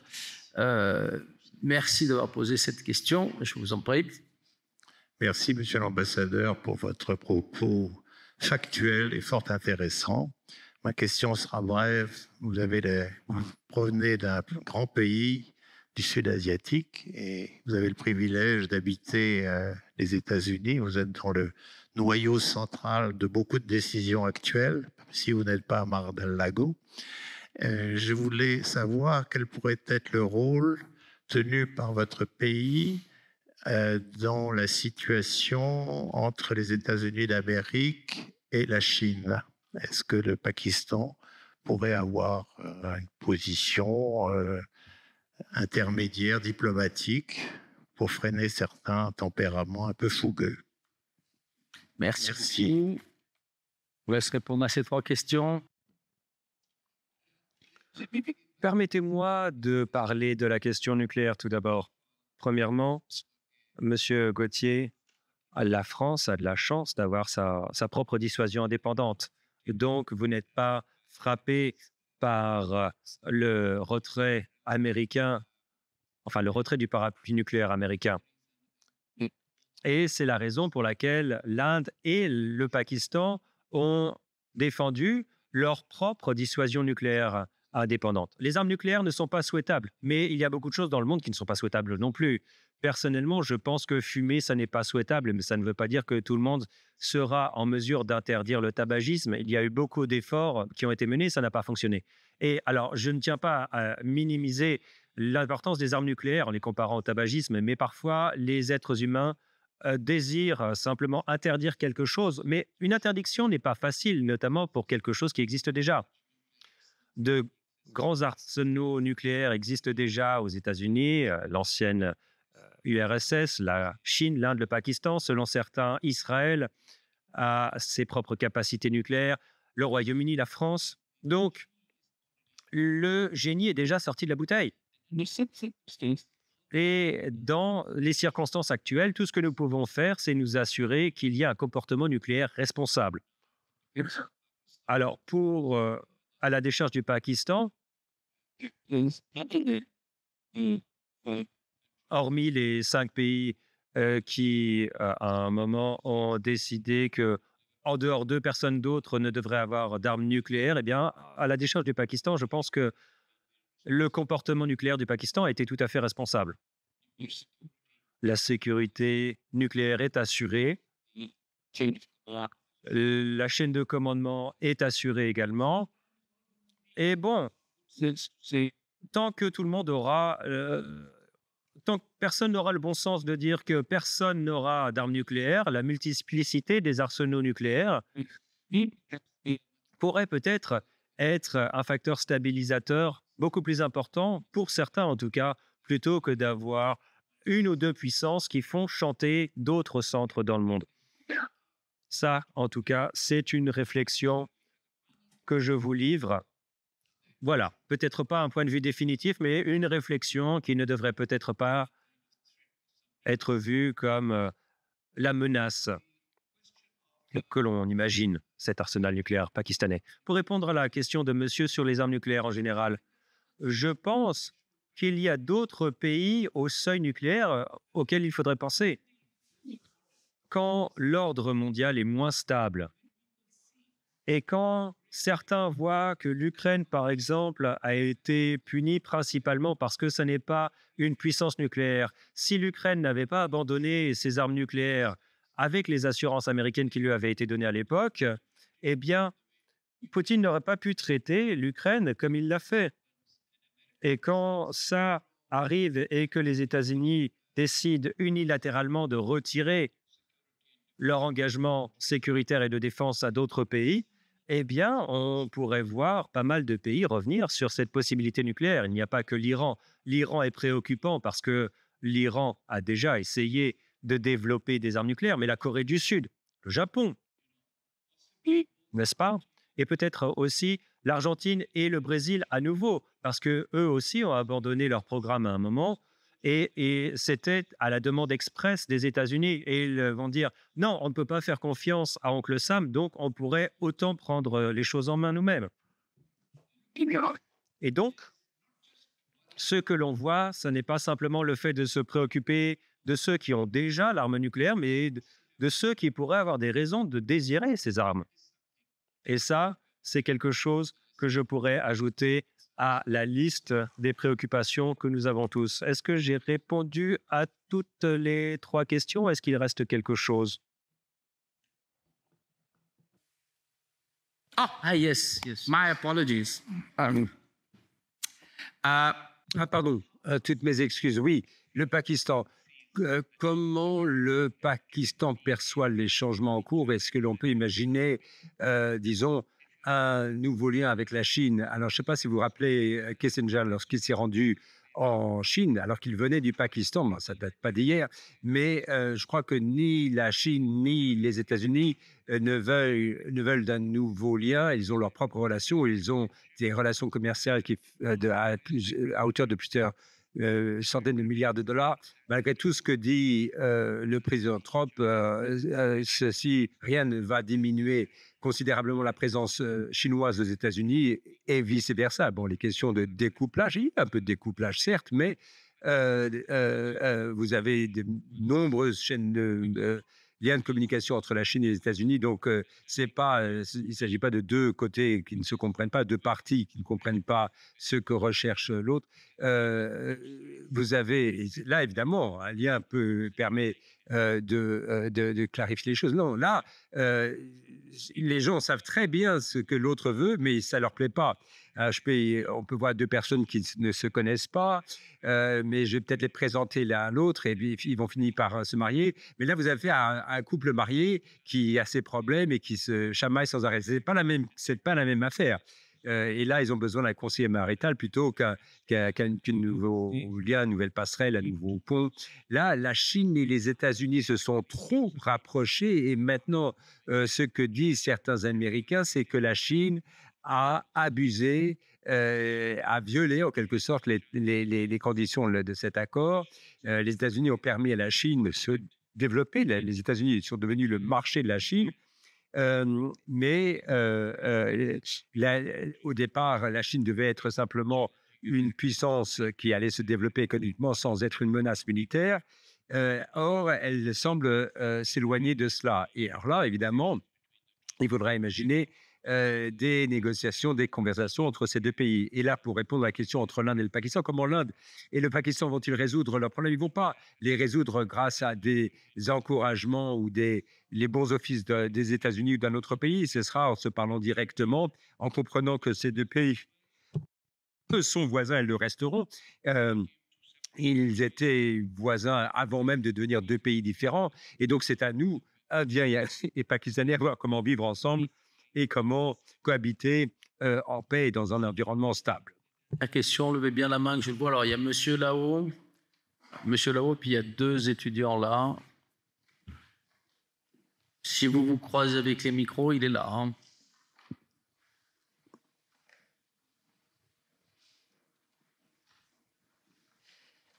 Thank you very much for your talk. Merci pour ces propos. J'avais une question qui concernait ce que vous avez dit sur le fait que la France pourrait jouer un rôle, disons, directeur pour les pays en développement, le Sud global, dans ce nouveau monde multipolaire en émergence, notamment toute cette question. On dit que la France pourrait avoir ce rôle, mais on rejette. On voit que l'influence française a été rejetée par l'Alliance du Sahel. On a vu une présence russe et chinoise sur le continent africain. Et puis également, on voit mal comment l'Union européenne peut s'intégrer dans une coopération faisant elle-même intervenir des anciennes puissances coloniales telles que justement la France.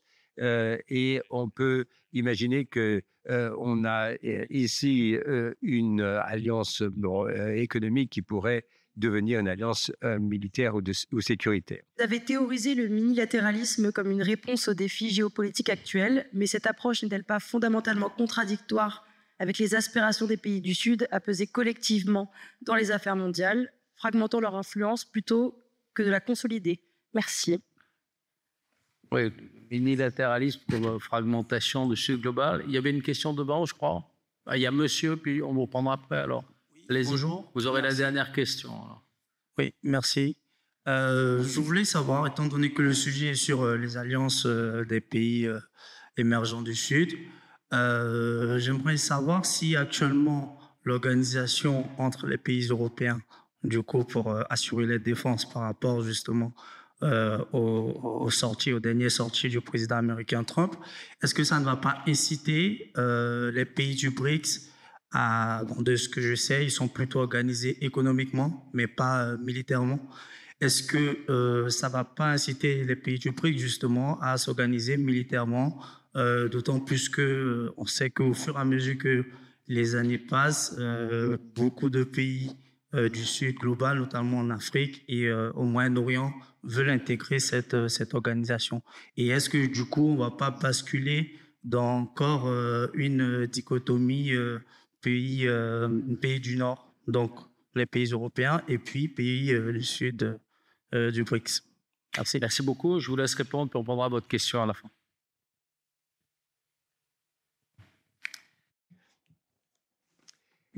Alors, pour ce qui est du passage d'une alliance économique à une alliance militaire, le passage n'est pas facile, mais effectivement, certains l'envisagent. Il faut bien voir que dans les pays des BRICS, vous avez des pays qui sont déjà un petit peu en conflit les uns avec les autres. La Chine et la Russie, l'Inde et la Chine. On peut certes trouver des intérêts économiques communs. C'est plus facile que de trouver des intérêts militaires partagés. Ce qui ne veut pas dire qu'une configuration style BRICS entre des pays du Sud global ne pourrait pas donner lieu à une alliance de type militaire. Alors, qui serait au centre d'une telle alliance militaire? Qui l'organiserait? Qui la dirigerait? Bon, ça, ce serait une autre affaire. La Chine s'inquiète de cette question, ne souhaite pas se trouver dans ce rôle-là, puisqu'elle serait considérée comme l'Amérique comme constituant une menace directe, alors que déjà, les États-Unis présentent la Chine comme une menace potentielle. Donc, il faudrait voir qui serait prêt à mener une telle alliance militaire entre pays du BRICS. Ça reste possible, même si ça n'est pas évident. Maintenant, pour la question du minilatéralisme que vous avez évoqué, ces arrangements, disons, minilatéraux résultent finalement du sentiment que plus vous avez de participants autour de la table, plus l'on parle et moins l'on agit. Et donc, de ce fait, et d'ailleurs, c'est quelque chose de très naturel. Vous avez des institutions internationales, mais les institutions internationales sont bloquées, gelées, parce qu'il y a trop de membres qui sont en désaccord les uns avec les autres. On essaie de trouver le plus petit dénominateur commun, et on arrive à une résolution complètement tiède, et de toute façon, aucune action derrière. Donc, il suffirait qu'il y ait 4 ou 5 pays qui, eux, soient capables d'agir sur quelque chose et qui créent une coalition des pays, des volontaires, ceux qui sont disposés à faire bouger les choses, tout en comprenant que sur d'autres questions, chacun d'entre nous pourrait avoir des opinions différentes. Donc, vous avez des alliances minilatérales qui se produisent vers là. Il faudra voir comment cela évolue. L'alliance IMEX, vous avez le couloir économique de l'Inde et du Moyen-Orient. Est-ce que l'Inde pourrait accepter de donner un rôle au Pakistan? Ce serait logique que le couloir soit incarné par le Pakistan. Est-ce que les pays du Moyen-Orient qui se méfient les uns des autres, l'Iran, la Turquie, l'Arabie saoudite, les Émirats arabes, ils ont quand même des divergences les uns par rapport aux autres. Est-ce qu'ils pourraient se dire, voilà, quand même, ici, on a quelque chose qui potentiellement pourrait, sur le plan économique, pourrait présenter un très grand potentiel? Pourquoi pas? Et là, vous aurez ce groupement de petites alliances minilatérales. Peut-être que ce serait un pas en avant, mais il ne faut quand même pas oublier que l'idée initiale de voir tous les pays du monde participer à toutes les institutions multilatérales, cette idée, c'est quelque peu, disons, compliqué du fait qu'il faut bien un pays qui dirige les autres. Or, personne ne se trouve dans cette position de leader précisément parce que les États-Unis se retirent. Alors, comment faites-vous pour que 195 pays arrivent à se mettre d'accord sur des choses communes? Est-ce qu'il faut simplement que ce soit la majorité qui domine? À ce moment-là, les intérêts minoritaires devront quand même être protégés par quelqu'un. Donc, vous avez déjà l'aspect procédural de la chose qui rend la chose extrêmement compliqué, trop compliqué à gérer, à telle enseigne que ce sont maintenant ces arrangements minilatéraux qui remplacent les multilatéraux, mais qui sortent quelquefois des régimes strictement juridiques. Maintenant, le rôle de la France que vous avez également soulevé, moi-même venant d'un pays qui a été colonisé par les anglo-saxons et non pas par les Français, disons que mon appréciation des Français différentes des anciennes colonies françaises. Donc, l'idée d'un rôle central joué par la France est émise par ceux qui eux-mêmes n'ont pas vécu l'expérience coloniale française. Je pense notamment aux pays d'Asie, mais vous avez également des pays d'Afrique qui posaient la question aux Soudanais, aux Égyptiens, par exemple, ou aux Nigérians. Ils seraient très contents de voir les Français arriver aux affaires. Par contre, poser la question aux Camerounais ou aux Congolais, ils n'auront peut-être pas le même point de vue. Encore une fois, et comme je l'ai dit tout à l'heure, il faut que le monde aille de l'avant. Et si le monde va de l'avant, eh bien, ceux qui ont quelque chose à proposer pour aller de l'avant devraient le faire. Et donc, les pays qui voudraient que la France joue un rôle, eh bien, peuvent se mettre d'accord avec la France. Et pourquoi pas? Ce ne serait pas plus mal. Sinon, à l'inverse, on se retrouve avec une situation où le monde se retrouve dans une situation où vous avez certains conflits dans certains endroits qui sont gérés plus ou moins bien, avec le risque que tout se délite. Or, ce risque-là dépasse de loin tout ce que l'on pourrait dire à l'encontre des grandes puissances qui pourraient jouer un rôle. Quelles sont justement les grandes puissances qui pourraient avoir un rôle leader, qui pourrait faire bouger les choses, qui pourrait mener le changement? On pense évidemment, les anciennes colonies britanniques ne seraient pas très contentes de voir le Royaume-Uni jouer ce rôle. Les États-Unis se sont retirés, la Russie, personne ne lui fait confiance, la Chine ne veut pas entrer dans la danse. Alors la France, pourquoi pas? Alors, je ne sais pas. Question, il y a monsieur. Est-ce qu'il y a des mains qui se lèvent? Et vous, d'accord, très bien. Alors, Albéric, vous avez dû donner du travail à l'ambassadrice ou ambassadeur du Pakistan en France, qui va évidemment porter cette idée d'un rôle particulier de la France. Allez-y, je vous en prie. Allez-y, allez-y. Il y a deux questions. Il y a vous et monsieur, je crois. Merci beaucoup pour votre intervention. Je disais, je suis content de ne pas être la dernière puisque ce sera sur le terrorisme islamiste mondial. Donc, il naît au Pakistan en 1979, il s'est propagé au Moyen-Orient et au Sahel. Et ça a été l'adversaire contre lequel les clivages habituels se sont peu à peu effacés. On a vu des coalitions réunir la France, les États-Unis avec le soutien de la Russie. Mais aujourd'hui, on voit la France qui intervenait au Sahel contre le terrorisme, qui s'est fait évincer face à la pression russe. Et il y a la prise de pouvoir en Syrie de l'ancien djihadiste Al-Joulani Al-Sarraj qui rebat les cartes. je voulais vous poser la question, est-ce que la question du terrorisme est vouée à être reléguée au second plan dans la formation des alliances militaires à venir, que ce soit avec les partenaires occidentaux ou du bloc de l'Est, ou même entre les pays de ce qu'on appelle le Sud global? Merci. Bonne question, mais ça ne m'étonne pas de vous, je vous en prie. Good evening, sir. Bonsoir, j'avais une question. Qui seraient, selon vous, les principaux alliés du Pakistan aujourd'hui? On pense à la Turquie, l'Arabie saoudite pour la coopération militaire et sécuritaire, ou les liens économiques avec la Chine. Mais puisque ici on s'intéresse à l'avenir des alliances militaires, qui seraient, selon vous, les principaux partenaires du Pakistan? La dernière question, et je laisse répondre notre The question about who should be Pakistan. Alors d'abord, qui seraient les alliés du Pakistan? Cette question, il vaudrait mieux la poser à l'ambassadeur du Pakistan qui est en exercice. Pour ma part, je ne participe pas à la prise de décision politique depuis des années et je m'intéresse à ces questions d'un point de vue purement universitaire. Mais à mon sens, le Pakistan doit se dégager de ce faux besoin d'avoir des alliances militaires. C'était les États-Unis dans les années 50, 60, 70, puis plus récemment la Chine qui lui a fait croire qu'elle avait besoin de cette alliance. Alors oui, le Pakistan a besoin de matériel militaire et doit l'acheter auprès des fournisseurs qui peuvent lui proposer un prix raisonnable et une bonne qualité, mais en même temps, le Pakistan doit s'intéresser surtout à sa consolidation interne. Le Pakistan s'est laissé en quelque sorte s'est laissé déclasser et est devenu moins prospère qu'elle aurait pu l'être. Toute cette expérience connue avec le djihadisme, évidemment, ne lui a pas porté bonheur. Au contraire, cela a causé des problèmes au Pakistan à l'échelle mondiale. Cela a érodé la puissance économique et politique du Pakistan. Et puis, bien entendu, la société pakistanaise s'en est trouvée divisée. Donc, le Pakistan doit surtout s'intéresser à cela. Si le Pakistan peut émerger comme pays, disons, de tradition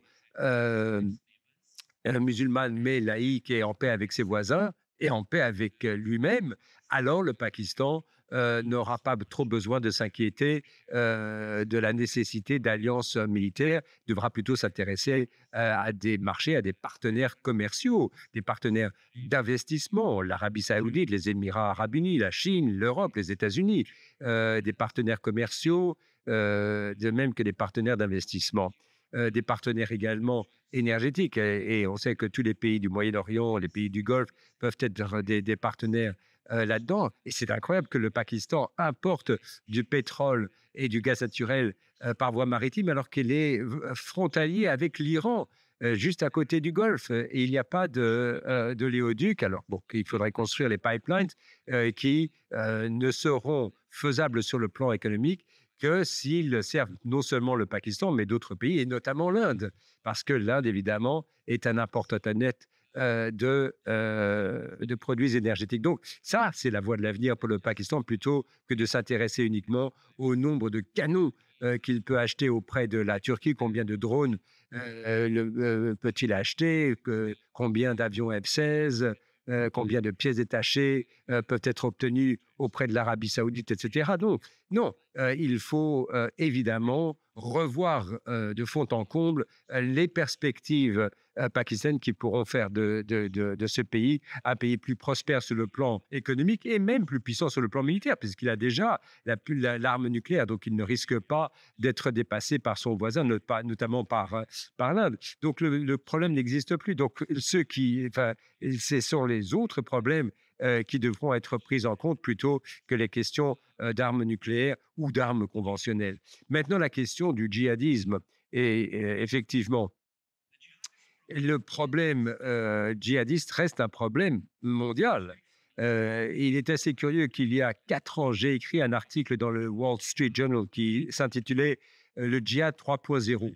Et ce que je disais, c'est que si Al-Qaïda était le djihad 1.0 et l'ISIS était le djihad de 2.0, il y aura toujours un djihad 2.2 ou un djihad 3.0. Le problème par rapport à tout cela, c'est que les Américains, même s'ils ont rencontré de nombreux succès dans bien des domaines, il y a deux choses que les Américains n'ont pas réussi à maîtriser. D'abord, la notion de patience. C'est la raison pour laquelle ils proposent des régimes de restauration rapide, des fast-food. Et puis, la notion d'histoire leur est parfaitement étrangère. Les Américains sont la seule nation du monde où il existe une expression. Quand on dit « his history », il ne compte pas. Il fait partie de l'histoire, il ne compte pas. Mais l'histoire compte toujours, au contraire. C'est la raison pour laquelle, qu'il s'agisse du Vietnam, de l'Irak ou de l'Afghanistan, quand les Américains ont essuyé des échecs sur le terrain de bataille, c'est en raison de leur ignorance de l'histoire et leur absence de patience. Pour le cas du djihad, les Américains se disent que le problème indien est réglé, donc on n'a pas besoin de s'inquiéter de l'avenir, du long terme et d'être patient sur le long terme. Mais il y a un problème à long terme, c'est qu'il y a plus d'1 milliard de musulmans à travers le monde. Si ne serait-ce que 1% parmi ceux-ci ont des idées extrémistes et que 1% de ce 1% décide de passer à l'acte, ça fait déjà beaucoup de monde. 1% de 1 milliard, ça fait déjà 10 millions. Et 1% de 10 millions, ça fait encore beaucoup de monde. Donc, il y aura cette menace djihadiste qui est loin d'être derrière nous. Elle se manifestera de différentes façons à différents endroits. Même écrasée à un endroit, elle réapparaîtra ailleurs jusqu'à ce que la bataille des idées soit engagée et gagnée. Maintenant, pour ce que les pays du Sud global qui sont directement touchés par le djihadisme, vous avez le Nigeria, le Pakistan, l'Inde, l'Indonésie, bien sûr. Voilà, des pays pour qui c'est une priorité. Alors, vous avez les Émirats arabes unis, l'Arabie saoudite qui s'inquiètent de très près à cette question parce que ils souhaitent évidemment neutraliser la menace et surtout effacer les erreurs du passé, surtout lorsqu'ils ont laissé des idées radicales extrémistes entrer dans le monde musulman. C'est la raison pour laquelle, dans ces nouvelles conférences, l'Arabie saoudite et d'autres disent haut et fort qu'il faut avoir une autre lecture de l'islam que la lecture extrémiste. Donc là, vous avez des pays qui vont continuer à agir par rapport à la menace islamiste. Maintenant, la coalition militaire qui a été créée après le 11 septembre, cette alliance n'existe plus. C'est une chose du passé. Et je pense que le président Trump se retirera encore plus parce que les Américains dans leur ensemble ne comprennent pas l'histoire et, encore une fois, n'ont pas la notion de patience. Par rapport à cela, Trump, dans tout cela, représente le 1% des Américains qui comprennent le moins l'histoire et qui ont le moins de patience. Donc, alors lui, il s'intéressera encore moins à tout ce qui pourrait avoir une signification historique ou à long terme. Donc, pendant ces 4 ans qui vont venir, ne comptez pas sur les États-Unis pour jouer un rôle quelconque en la matière. Par contre, les autres qui restent, disons, sur leur garde, ils comprennent le problème et ils continueront à chercher une solution qui n'arrivera pas rapidement. Il nous faudra de la patience pour cela. Merci. Merci, Hussein Akeri.